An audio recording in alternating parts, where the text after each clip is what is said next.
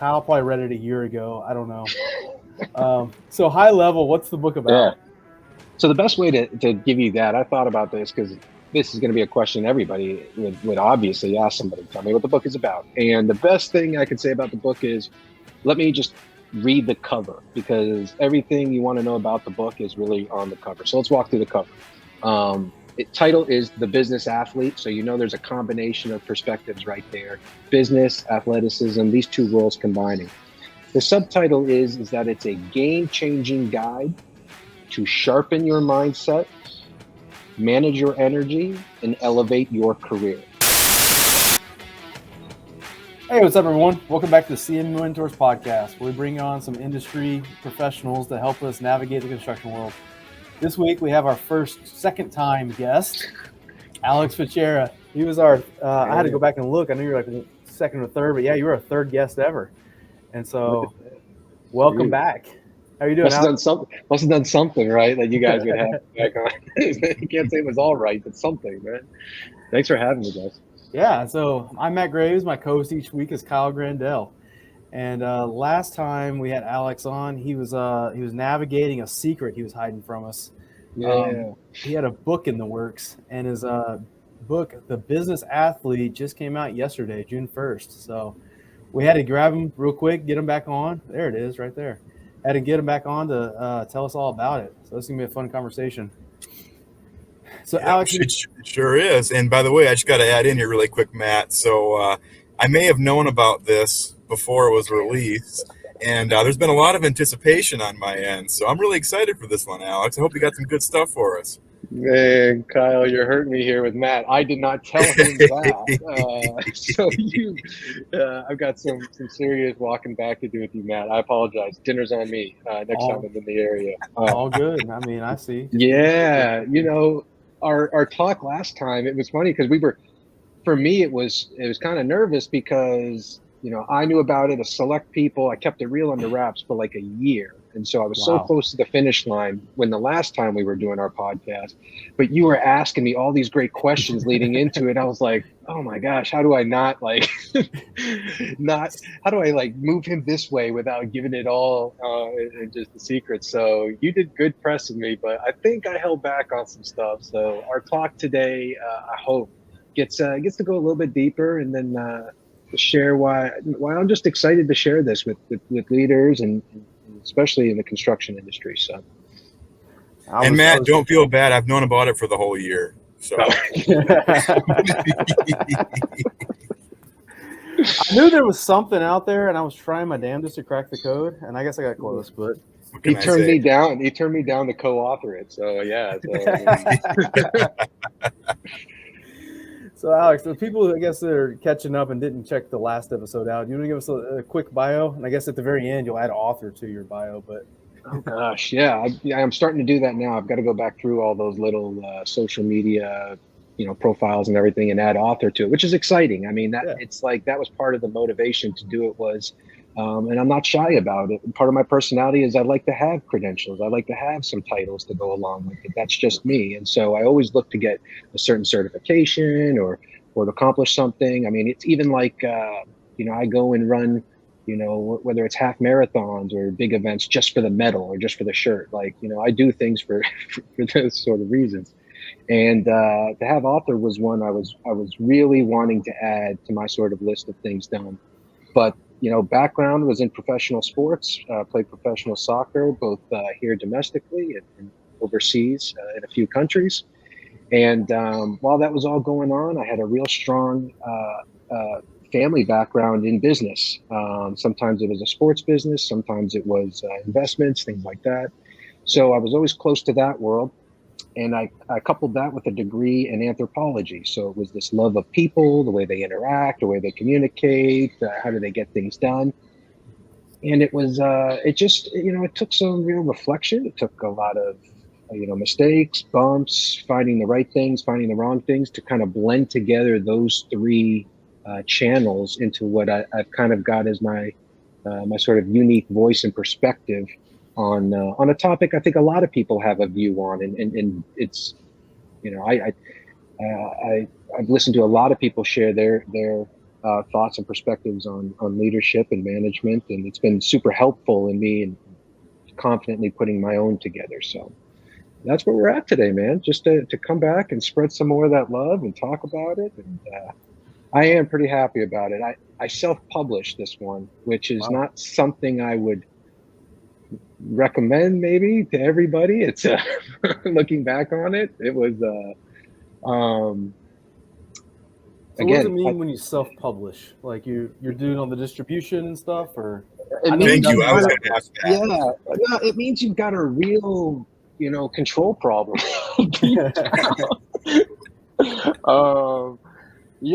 So I had to wrestle with that. There are some issues there, delegation-wise, a bit of a perfectionist. I'm sure a lot of people can resonate with that.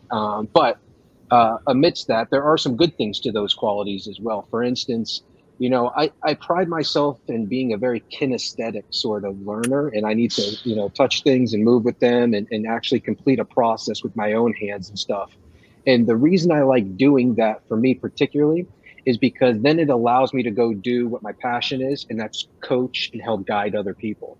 If I don't take myself through every facet of every bit at least once, then I feel like I'm not, giving that full value over that person I'm working with. So when most people work with me, they know I go in the trenches on things. I get into it. I get my hands around it and mix with it so that I can come back and share it. Next time listen, I'm going to write another book. So next time I do this other book, I'm going to do it faster. I'm going to know exactly what to delegate and who to delegate it to. So, there is a little bit of a method to my madness, but it's not for the faint of heart. Listen, definitely bring people in and work with others. I did work with a few people, but so again, self-publishing is, writing it, editing it, creating the book cover, to finding a publisher that'll allow you to print and place it in a marketplace, and do all those sorts of things. So all those little sort of roles and responsibilities were hats I got to put on. But you learned a lot through the process, though. I did, yeah. Most of the year wasn't writing about the content. I mean, I lived it, and I have been experiencing it, coaching it, training it, living it for the last 15 plus years. So I knew what the book was going to be about. It's really just getting it down and going through that process, understanding that process for the first time. That was, we'll talk maybe a little bit later on, the emotional and sort of psychological toll when you write a book or any sort of personal project like that, how it can take on you. I know a lot of guys in the industry. I mean, you got big projects going out there. It's everybody thinks you just show up and it's like a physical toll. It's like, no, I mean, they want to put a good building together. They they want, they want to be looked at as tradesmen, and their craft is of peak quality and things like that. So I don't think I'm the only one that worries about projects that are personal to them. No, especially when you have your name behind it. There goes your reputation and everything. So. When I started my newsletter and stuff like that, it's not a book per se, but it's still sort of, I'm publishing something on the internet. And again, it's sometimes I'll reread things a million times because I don't want to sound like an idiot, right? Where, if I'm just having a conversation with somebody, which is kind of like this podcast, because I can sound like an idiot and it's recorded, nothing I can do about it. But, yeah, I mean, that's where I think we share that together. There's some respect for all that, because the vulnerability to put yourself out there, right, and to speak on these issues is great. And I think it's great for the industry because, we were just talking about this, that, the saying is you learn more from your mistakes, right? And there's sometimes a lack of vulnerability with sharing your mistakes.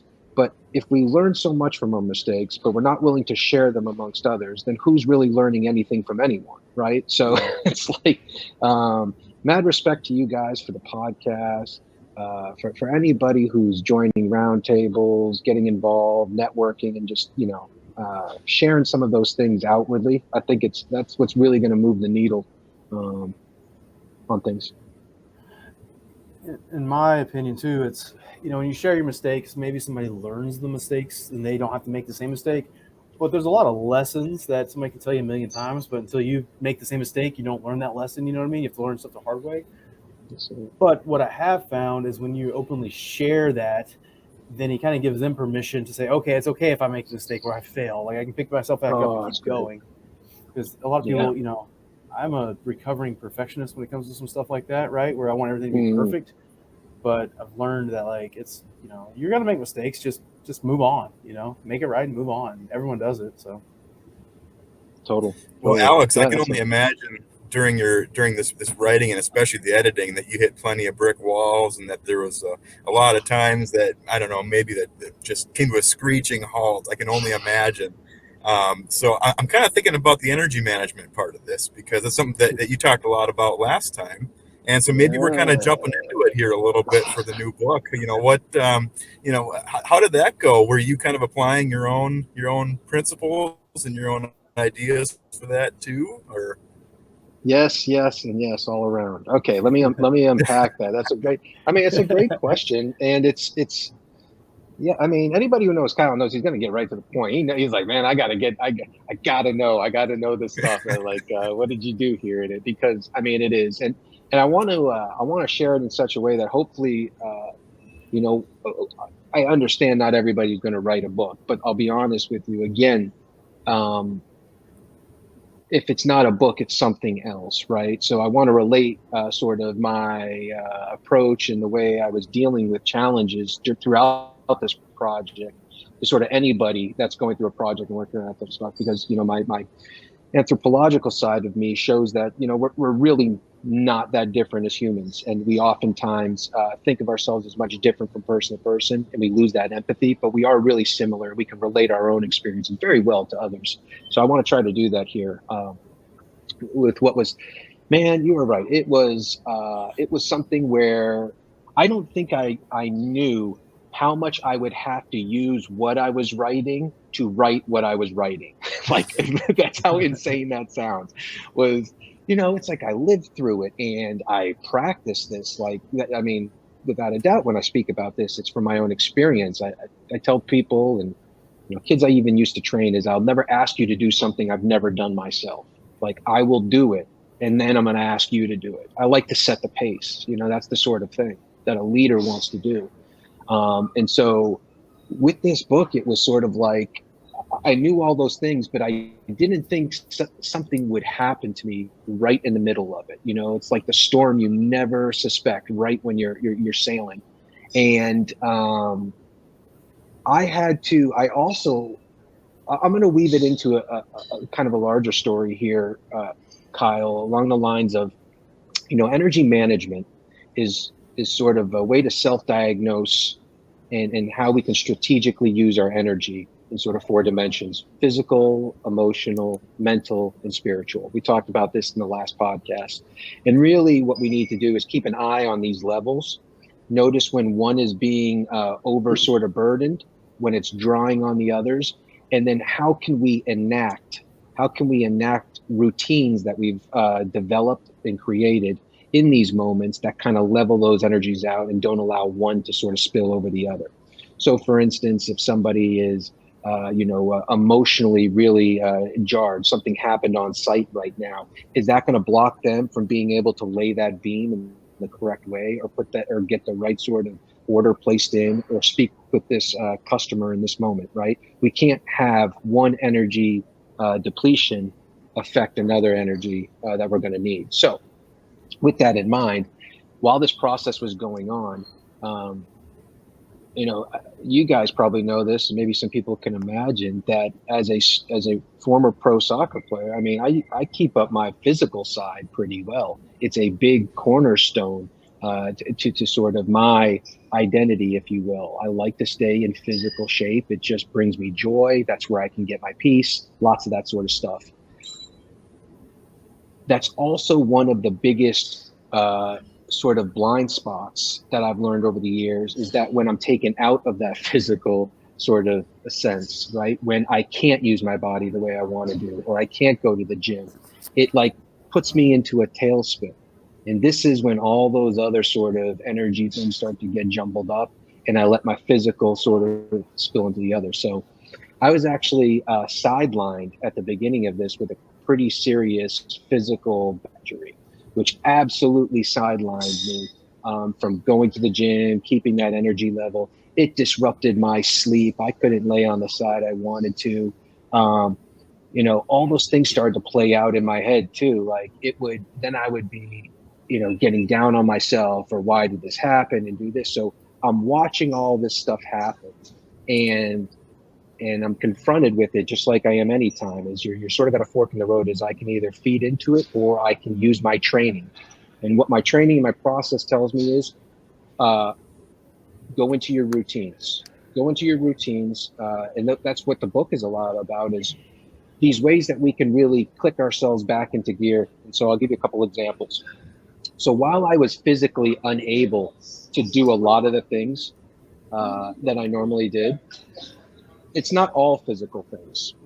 And apologize if that's loud in the background. So because I couldn't lift, or I couldn't really walk or do anything, now I need to engage these other aspects. So physically, I want to make sure that my rest was of the best quality. I still want to make sure I'm getting to bed on time, that I'm not putting blue light in front of my eyes, because my body actually heals at night. So instead of saying, well, I need to go to the gym and get back in there and do it, it's saying, how about you put your body in the best position so it can heal as quickly as possible, so we can get you back out there.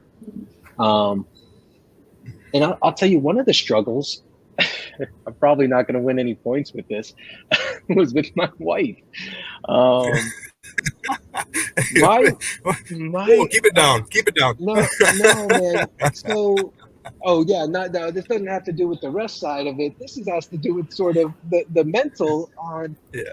She didn't believe me for the first couple of weeks. She thought I was faking some sort of injury. Like, I'm walking around and I'm faking this injury, and I'm sitting here in pain. And I'm trying to explain to her that, I grew up in not only a family environment, but a world where you don't show pain ever. Like, you never show it to a competitor. You never show it to a teammate. You never show it to anybody. You bury it, and you bury it deep, because that's a sign. And when you're in this competitive world of sports, somebody's just waiting to see a weakness, because that's how they get. I don't know. You're a soccer player, so.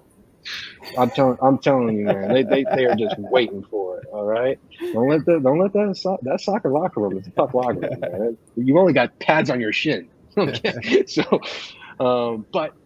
and also when you're playing sports, like, you don't want to be caught dead in the physical. You don't want a coach to see you injured or anything. So you've got this big tough guy mentality, and as you get older, you realize it's the dumbest thing ever right now. Is because it's like, that tough guy mentality is what's actually keeping me back from healing quicker. And so I had to get over that machismo, big ego, got to get back to the gym and physical you identity. And I had to click into my process emotionally. I had to spend more time reflecting, just understanding where my train of thoughts were going and how to bring them back in when they would run. Emotionally, I would, be listening to more music. I went and bought more records that I could listen to, and just kind of, eat up some time with that. I poured into people relationally. When your emotional energy starts to get low, it's like, go find people that are closest to you. Go find people that, love and support you. It's like, you'll be amazed how quickly your energy goes right back up. Mentally, I played a lot of chess. Kyle will tell you about this. Now, I was playing chess every day, all day, just keeping my mental sharp. Even though my physical was down, doesn't mean my mind can't be as sharp as attack. So, and then spiritually, a lot of that reflection is staying committed to my purpose of writing the book, staying committed to my values while I was doing this, the values of living these principles and things like that throughout it. So that's a long-winded way, Kyle. I'm going to pause here, but hopefully that shares with you sort of a little bit about my journey, like specifically in this book. But I hope it can relate to people that those, it's those routines that help save me from staying deeper in those holes of energy depletion.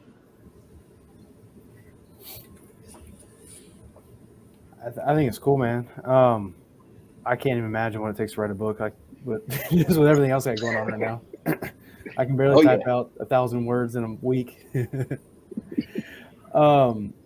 So kind of what's I personally haven't had a chance to get a copy of the book. It just dropped yesterday.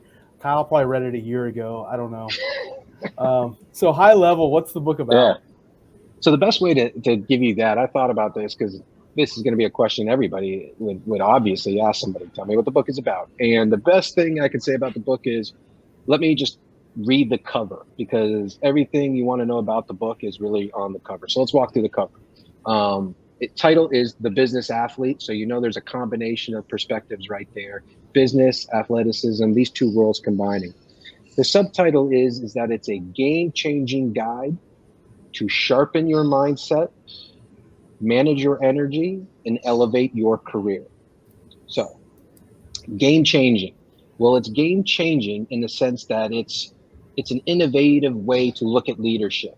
Where leadership is headed, we need new approaches to leadership. The same models can be brought with us, but they need to be adapted for the landscape in the world that we're going into. So it's innovative in the way, and this is where the athlete comes in, is we can no longer continue to lead from the neck up, very cerebral, very sort of methodical.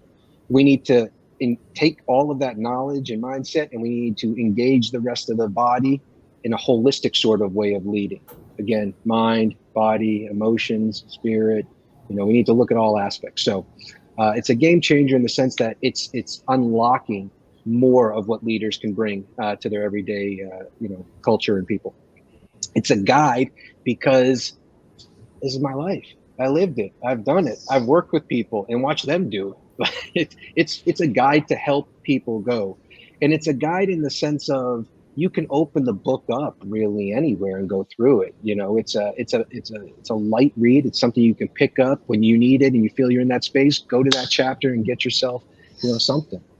It's a guide in the sense of, I don't want to necessarily tell you how to do it. I want to show you and let you take a hold of it yourself. That's when it really becomes, empowerment.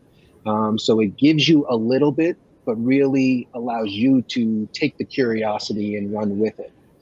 One of what I consider a strong skill set and one of our company values is to simplify. We want to be able to speak to a broad audience.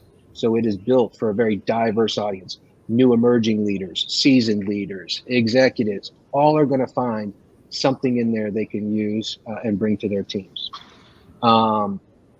Sharpen your mindset, right? So it's a guide to sharpen your mindset. I don't want people to think, oh, all these methods and ways I've been looking at leadership, I got to throw out the door. It's like, no, that's all great stuff. Let's use it going forward. I want to sharpen it is what I want to do. I want to look at what you've taken. How do we apply it? Let's put it into action. That's what's been missing out of leadership is action. It's all up here. All theory. So, a lot of it's theory. We got it. The only way you're going to do something with action oriented is with sports, right? It engages the body. You move with the body. So it's how we get leadership in motion. That's what this is. Leadership in motion. All right. So sharpen the mindset, manage your energy. What's the old saying when hard work, when talent doesn't work, it's hard work or something that pays off. I know it's something like that.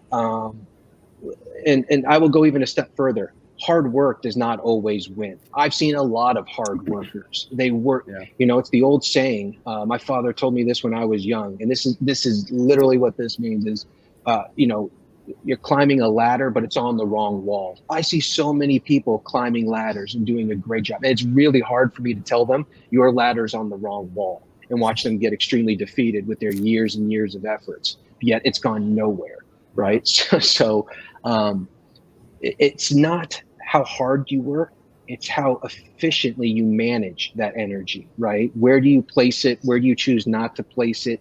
How aware are you of what impacts you, and how aware are you of how you can impact others? So manage your energy. That's what I believe the secret.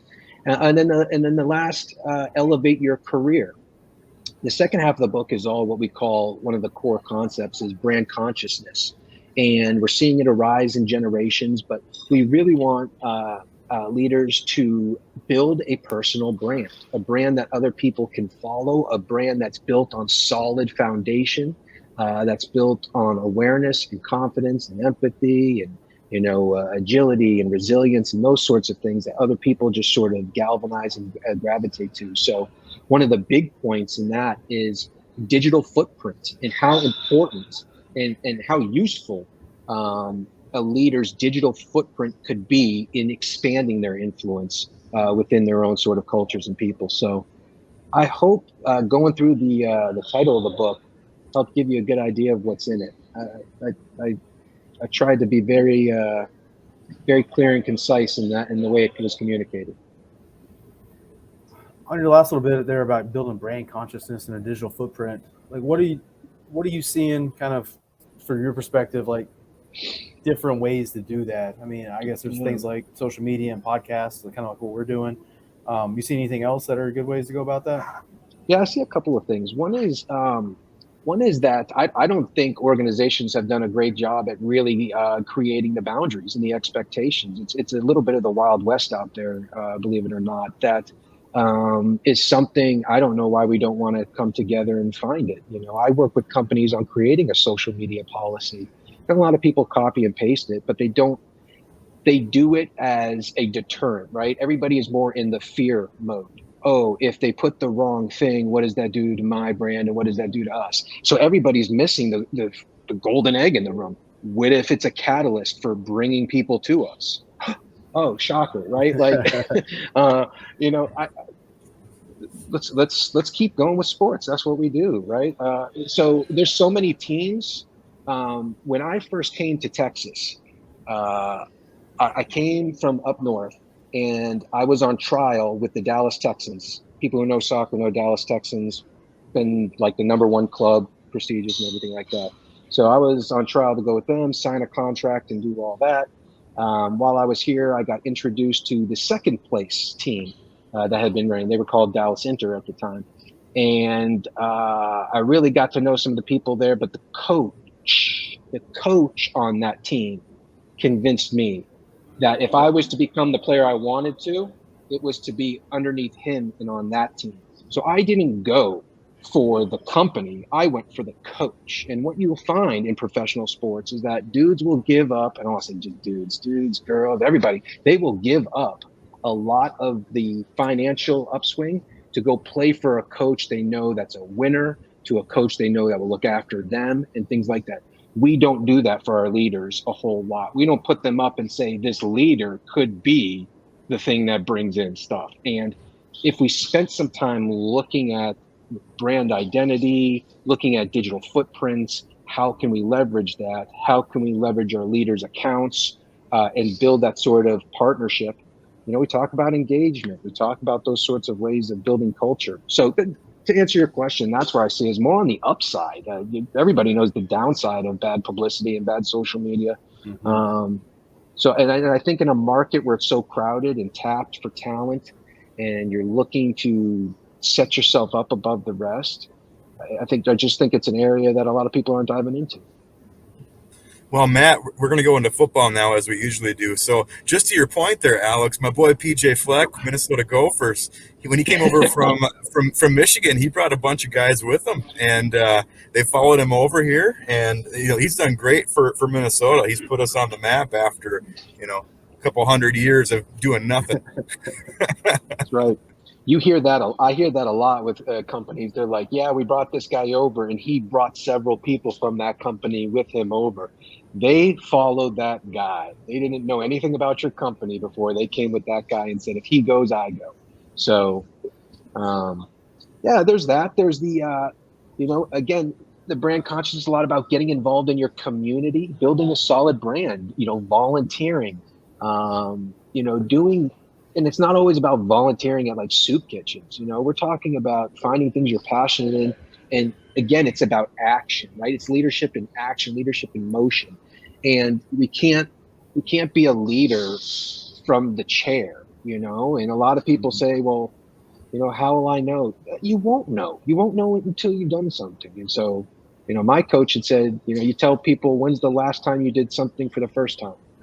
So go do something, everybody's sitting around waiting, go volunteer your time, your energy, go do, one thing I got in the habit of is when I go sometimes on my way on like a Monday or Friday, I buy that extra cup of coffee at wherever I'm at, just say, buy the extra cup of coffee for that next person who's behind you, sort of deal.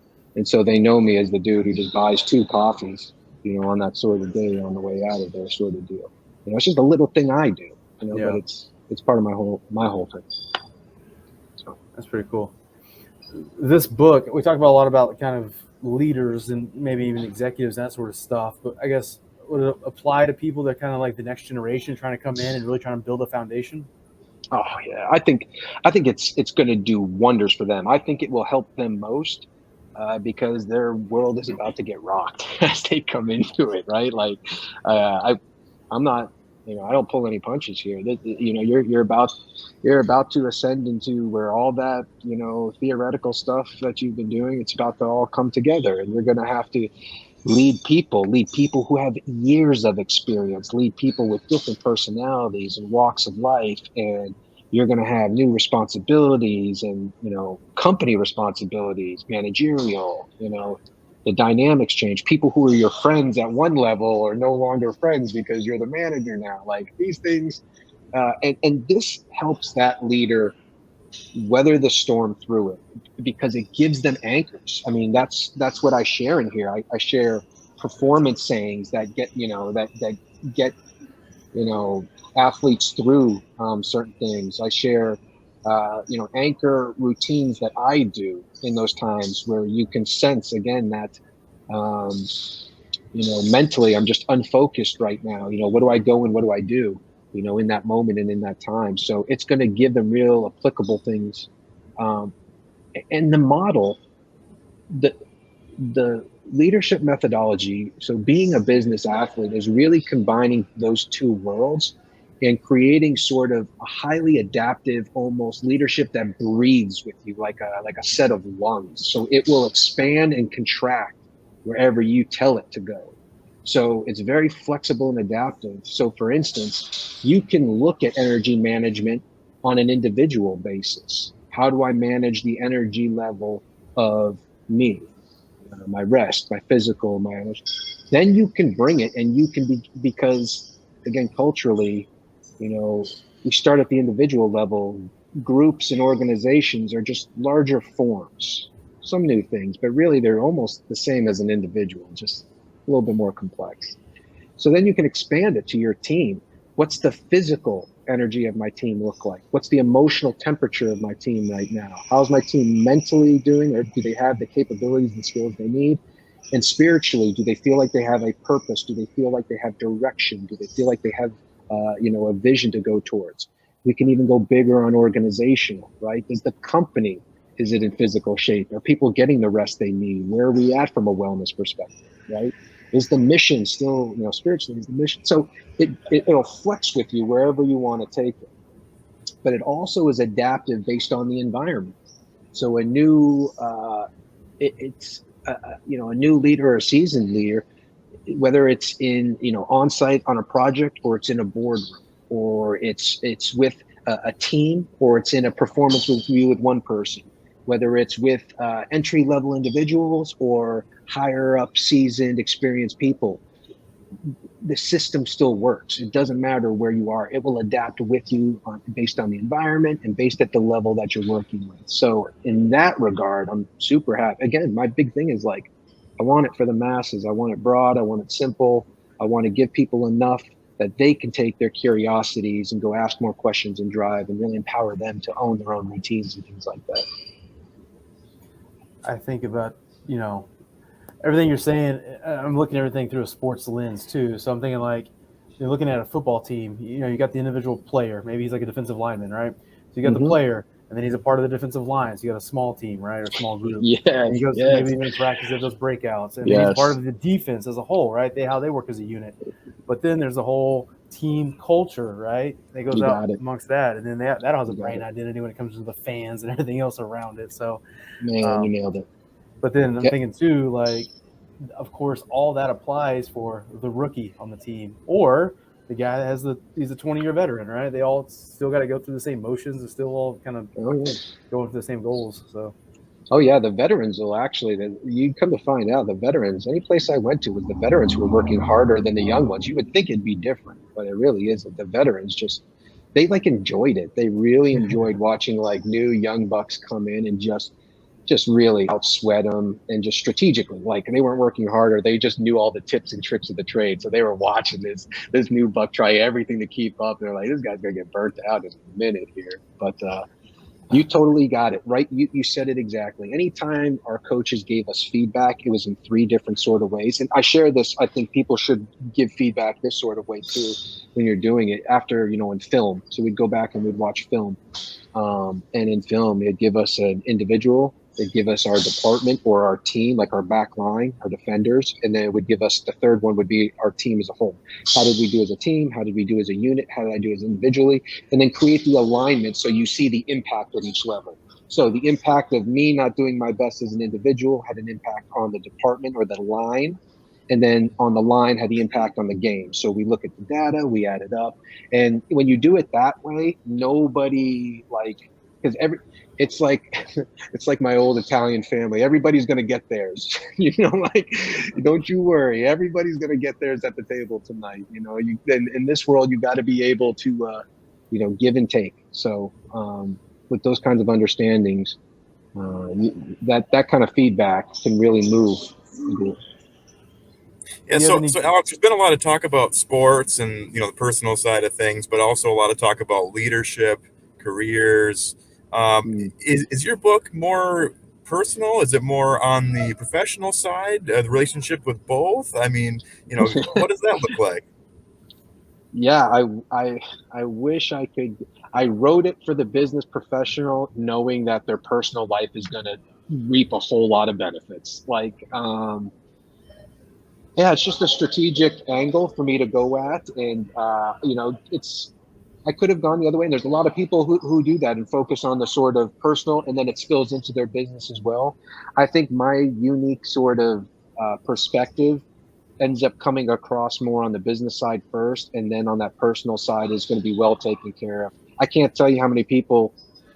It's weird because we start on the business side of it, and those aren't the first results they share with me. The first results are on their personal side of it, and they talk about the transformation with their significant other, with their kids, with just their energy when they come home from work, the ability to integrate the two better, things like that. I mean, and then they start telling me, and that's, and their work gets better. I mean, and that's a lot. That's what I want, to share with this book is I'm not trying to, bring rocket science here to leadership, but we have forgotten some of the foundational and fundamentals structurally, and that's around those energy components. And when we do that, we essentially get out of our own way, and we stop making little mistakes or slightly poor decisions, or blow up on somebody for not taking a moment to breathe and exercise a little bit of self-awareness, or do some self-restraint and not yell at this guy for making a mistake. All those things are natural to us. We all want to do it, but we typically cover that stuff up and get in our own way. So when we stick to some of the simple foundational things, it's amazing how much of that good character stuff just gets revealed, and people are just becoming like them full selves. And I don't want to claim to be some sort of miracle worker. It's just sort of dusting off things and like, look, there it is. You had it all along. Look at that. I want to claim it, but it is me, he says.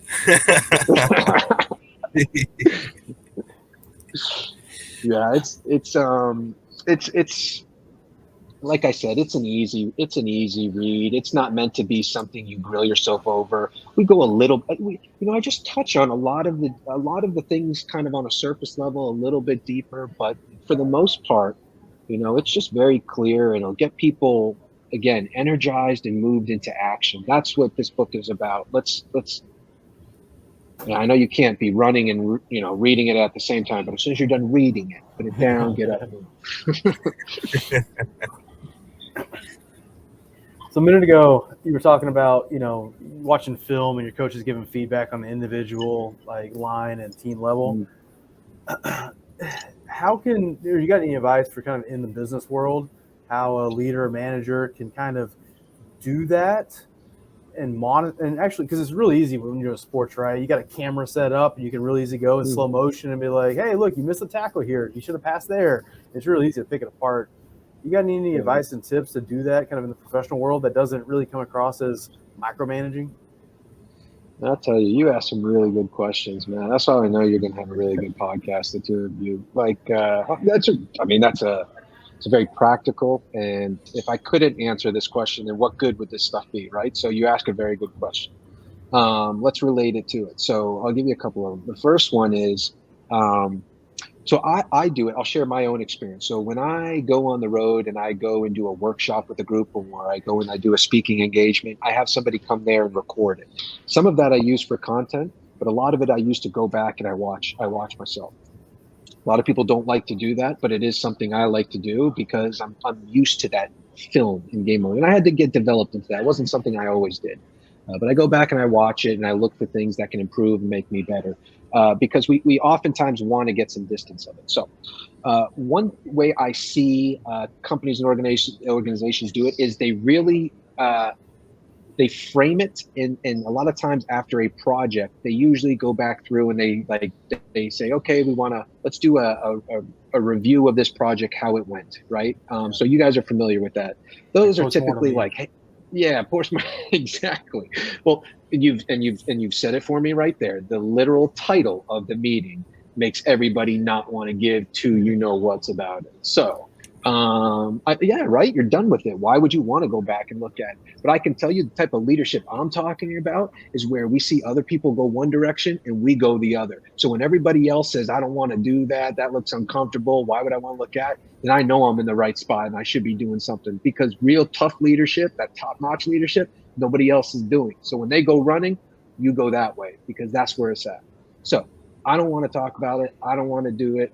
Yada, yada, yada, a million excuses. I tell them, you sit down there and we talk about it, right? And you frame it out there a little bit. You have to go back and do the feedback just like we talked about. We go back and we talk about it individually with guys. We talk about it at a team level, and then we talk about it on project level. And we go back and we look at things like communication, and it's partnered with sort of how you start it. I know a lot of times you start a project, teams will get together. How do we want to communicate on this project? How do we want to handle challenges? How do we want to handle disagreements? How do we want to handle decision making? And so you have this punch list of how do we want to operate as a unit. So then you come back at the end and you say, how did we measure up against the way we wanted to play today, or the way we wanted to play on this project? Did we meet our things?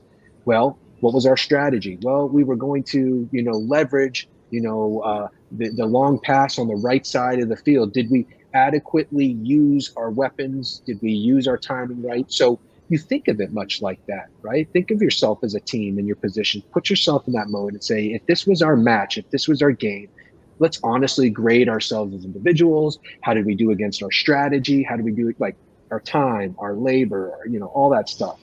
And you just talk through it like that. So that's one way I would say do the game film. Another way is that I think performance reviews are a little, we've got to reimagine and reinvent performance reviews, because much like that post-mortem, like tag, which is, it's spot on, man. It's not, I'm not saying good, bad, or good. I'm just saying it is what it is. Performance reviews are the same thing. They are uncomfortable for both people. Most people want to get the hell out of there as quickly as possible. So they will do as little as they need to, nod their head in agreement, and move on to get things done, right? And one of the reasons why is because we build up everything into this one moment. And we build all that emotion and everything in the one moment, and we just expect everything to be done right here in this time. The world needs to be chunked out now. We need to space and stretch things out. That's how you build confidence, is little wins, little wins, little wins. So if instead of doing performance reviews or those longer gaps, little more intervals, right? This actually might gel with some of those new generations who require a little bit more contact with them. So now we're getting to a nexus here between generations, and how do we come together, right? They need a little bit more requirement. We need to get them confident and up to speed a little bit more and be a little bit closer to things. So that's why I would say do a little bit more of game film on a weekly basis. Hey, let's go over this week really quickly. Let's talk about last week from a game film perspective. The last thing I will say about game film is in the way that you train.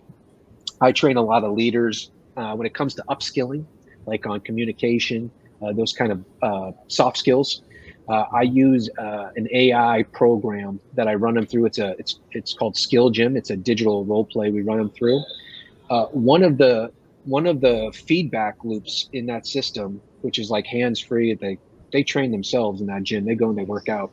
It's an augmented replay where after they're done having a real live, a real simulation with a real actor, and they go back and listen to themselves and watch themselves have that conversation without them there. So now they do get game film, but the game film, they can go and they can like choose a selection, look at what they did, read the body language, what would they do different, and then they can move on. So I integrate game film even into the soft skills training that I do in that mental energy component.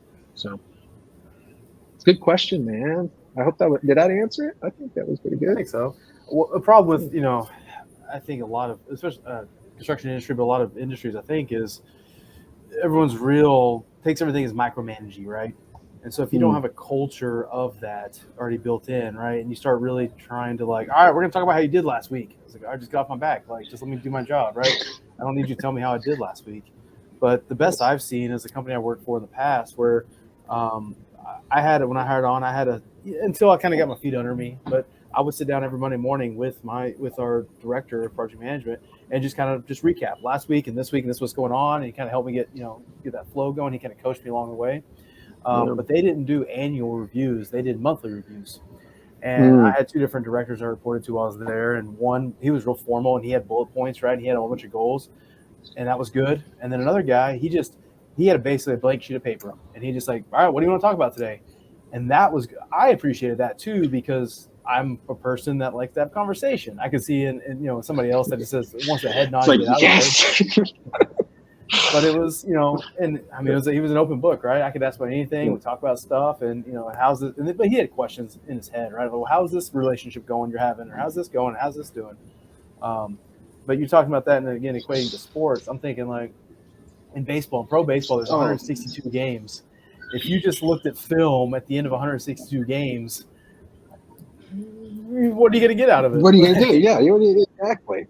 So if you do it once a year, you're only going to remember the last 5 games, maybe. And it's so important because I never tell leaders they have to show up every day, all day. But there are moments where you better show up. And that's what I mean, is because the majority, people, you could do 9 out of 10 things right. Most people will remember the one thing you didn't do right. Human nature, okay? This is just the way it goes. So you could show up as a leader every day bringing donuts and kolaches. But if in that performance review meeting or in that team meeting, you go and you don't back your people, there ain't enough kolaches in the world to save you at that point. You know what I mean? Like, like you got it wrong. Like you're trying to buy with sweets instead of like real leadership here. You've got to show those performance reviews. That is the time you're because they're going to come out of there either thinking I'm staying and I'm going to do what this person says, or what a joke, I'm going to sit here and quiet quit. Yeah, crazy. Well, and there's been a lot of good stuff here, guys. I mean, Alex, you're talking a lot about having, watching the game film, which to me relates to continuous improvement. And it's that constant feedback loop. It's all right, how do I get better? How do I not wait until the end of the year to watch all that film, like you're saying, Matt? But then also you have the culture part. I mean, yeah, your culture has to be set up for it. You have to have leaders that are willing to accept feedback, that are willing to listen to some criticisms, willing to actually get better themselves. So it's really that whole piece you really have to have together for it to actually function. Spot on. So I got to ask, when Alex McMyler introduced us first, Alex, she basically said, hey, I think y'all get along because y'all like sports. Y'all talk sports metaphors a lot. I assume the book is full of sports analogies and metaphors and everything else, right? So I did something cool and unique with this book because in a lot of my talks, one thing I do is I go and the other reason I like sports is because, believe it or not, like you don't have to have played at the level I did to have a recollection and a sort of nostalgia with playing some sort of youth sports and what those things did for us, right?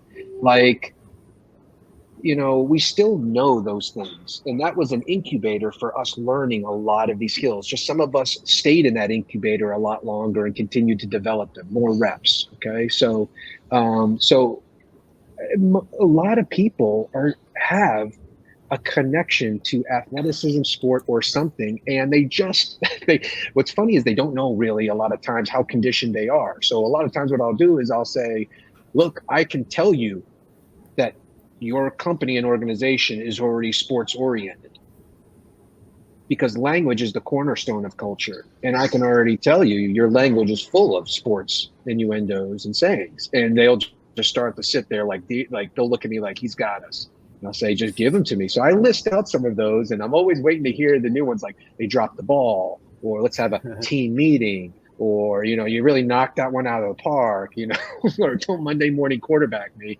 on my decisions. It's, you're going to come up with all these. So I've listed some in there, but apart from those, there were what I call performance sayings. And some of them are sports specific, I would imagine, or even environmentally specific based on where my travels took me. But I imagine all sports share some of these as well. And what I wanted to do was I wanted to highlight some of these sayings that a coach would say, or, we would say as a team, or you'd say as a mantra to yourself. And that if we were to say them now, they're perfectly applicable to our lives. Like nothing really has changed. And that's great. We can kind of use that stuff we used before. So I think one of the ones I shared with you guys last time, and let me know if I shared it with you before, so I don't have to stay in it. Did I share the thing about chip paper? I shared that with you about chip paper? I don't think so. Okay. So chip paper is, that's what's, a coach would tell you when, either after a game, even in everyday life, right? Oh, we just completed that project. We're feeling super good about ourselves. Let's go out and have a great time. We accomplished it. That's everything. That's our goal. Great. We got it. We sold that big client. We're on it. Or, hey, we totally duffed that project. I mean, I don't know if we're going to get this client again. It's over for us. Either way, your coach would say, listen, either great job or that was a tough one. We're going to come back on Monday. It's chip paper. Which that relates to is over in England. I got this as I was walking up, to a match one day, and they've got people selling vending stuff on the side, and one of them sells burgers and chips, French fries. And what they deliver the French fries into is rolled up newspaper, and it is just soaked with grease and everything looking at it. And so I was walking with a guy, and he said, that's where we get the saying from.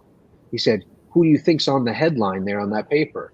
It was the guy who thought he was the star scoring the goal the day before, right? Well, yeah, okay, great. But today you're chip paper. No one cares. They're eating their stuff off. It's chip paper.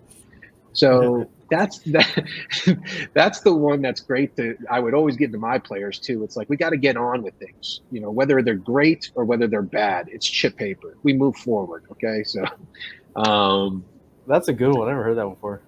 Yeah, that's sports specific. I think I may have shared, if you played for the name on the front, they'll remember the name on the back. That's a classic.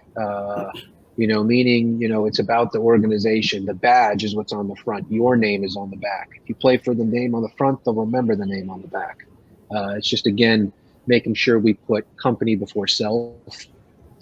We would always, when we were playing, it's like put in a shift. That was another one because that was our job. So we wanted to make sure that we tell ourselves, go on, put in a shift today, or that a way to put in a shift. Switch on, like a light switch. We would always say, like when we got in, it's time to switch on, right? That would give us this mode we would go into, game mode. It's time to switch on. So you would really tell yourself that, and sometimes for work, that's what you got to do. You're driving to work. People don't know how to drive. You do, obviously. Everybody, knows how to drive, but everybody else driving doesn't know how to drive. And so you get all that. When you get to work, hey, it's time to switch on. I got people to look after. Yeah. But some of those other ones, that I think everybody, I'll share you my favorite one, and I'll leave some for people to do. But some of those other ones, play till you hear the whistle, right? Everybody heard that. Play till you hear the whistle. think about it. Now, I sat here and I thought about these sayings. It's like, surely these aren't just sayings that just came and go and they didn't mean anything. No, those sayings meant something to us then, and they mean something to us now. When you heard play till you hear the whistle, you heard never give up. You don't stop because somebody distracted you. You know, you listen to the authority figure because they're the ones who's helped keeping you on the boundaries and expectations, right? But you play till you hear the whistle and you never give up. Ask yourself this week, did you play till you heard the whistle, or did you stop before the whistle? Did you let a distraction tell you it was over? Or did you hear the whistle and you kept playing, not wanting to stay there with the guidelines and the boundaries? This is the sort of sayings that I bring in there and relate to sort of everyday life. And I tell you, people are going to have a great time playing around with them. A lot of them, don't be caught flat-footed, right? Like you got to always be on the balls of your toes. Well, what does that mean? Stand your toes. Well, what does that mean to our everyday work life? It means something. So we take those tried and true things that were part of our childhood where we were so happy, we were so energetic, we didn't care about a lot of the stuff the world had, but we were in this incubator doing things. I even think like if you've got kids now playing, parents hate when a coach only worries about wins and losses, right? It's like, hey, the kids are out there to do more than just wins and losses. Well, let's think about that for a second. What do we expect of our coaches today? It's all wins and losses, right? Or is it more than that? Or are they all looking for wins and losses only, right? So these things that were part of everybody, a lot of people can connect with, not much has changed. We bring it over. It becomes a very powerful. And when you tap into those youthful, energetic, action-oriented sort of things, that's what I'm saying. Like, I just enjoy seeing people just light up and they're ready to just go crush things. But you got to read the book for more of those sayings. But that's what we get into. I know we're running up here on almost an hour, but since we hadn't had a chance to read the book yet, you sent us a few little bullet points just kind of about the book and stuff like that. And I got to ask, if we got time, you say you got a great story about resilience and how to recognize and optimize energy during a challenging time.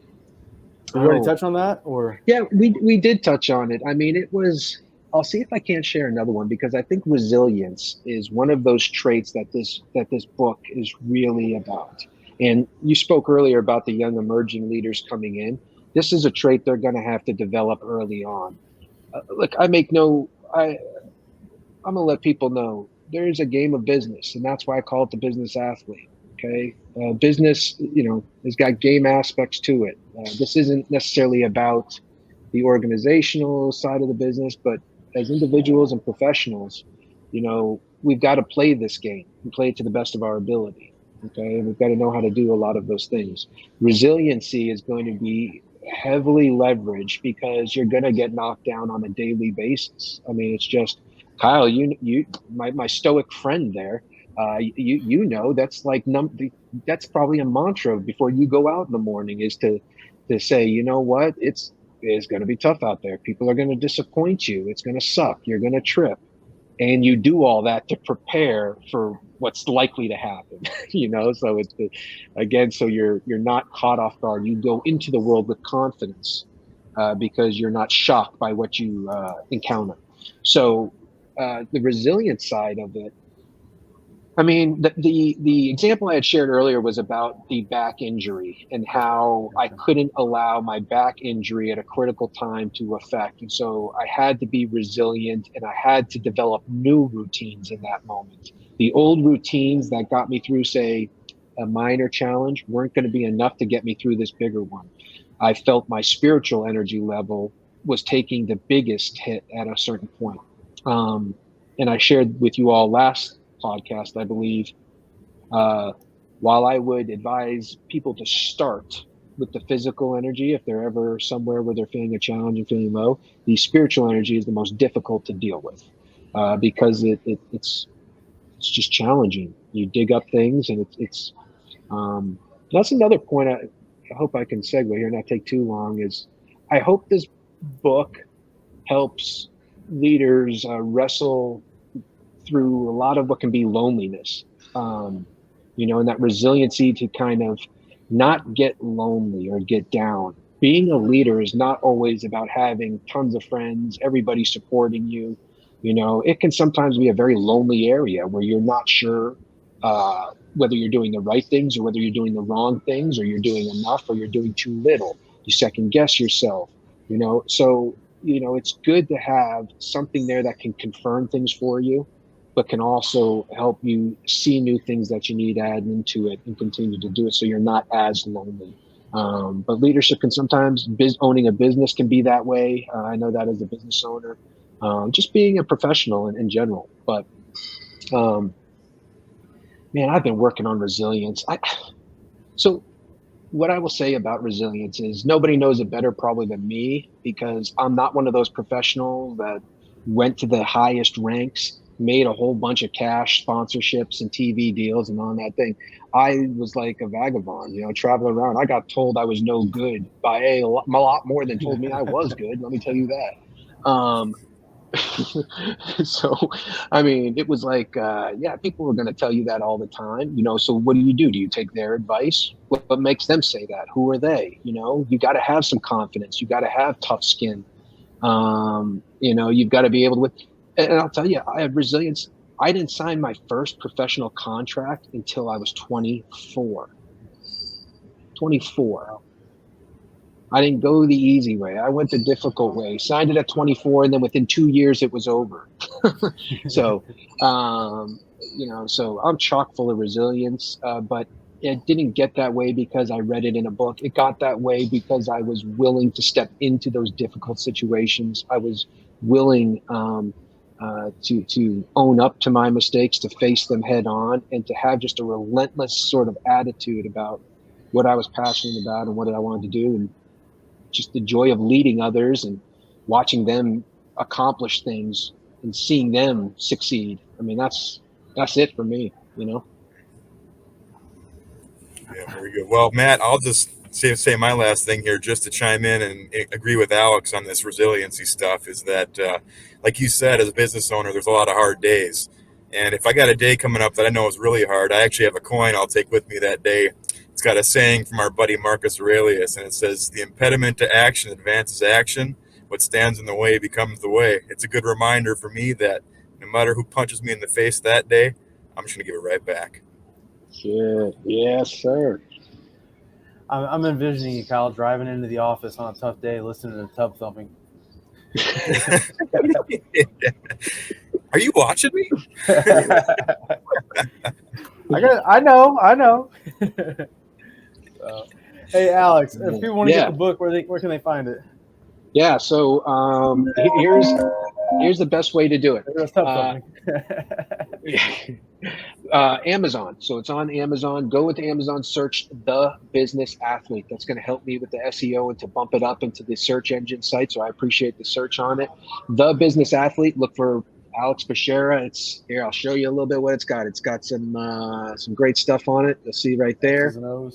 X's and O's, game-changing guide to sharpen your mindset, manage your energy, and elevate your career. So you'll see my name down with it. Buy it, give me a review, share out what you thought about it. And I love hearing about sports sayings that people have or terms that they have that they want to add in. I'm going to add it into the second edition. So send them my way. Have you heard the old Tom Russell song, "The Pugilist at 59"? You'd have to sing it for me. I'm horrible with titles. I'm not going to sing it for you. I'll send you a link. I tried to get you there. Yeah. You almost did, but no, I'm good. Yeah. It was the followers from the Yeti. They all said, "See if you can get him to sing." No, sir. Thanks, Alex. So I guess when book number 2 comes out in about 3 months, we'll have you back. Yeah, that's it. So yeah, just continue. Again, thanks again for everything. I know we all stay connected on LinkedIn and everything. So anybody wants to keep the conversation going, they can find me there. They can find me a lot of places. Just go on and look. Good deal, man. And I'll make sure I link all your stuff into the show notes. So that'll be a link to it there. So, right on. Anyway, appreciate you guys. Right. Thanks, man. Thanks, Alex. See you, fellas. See ya.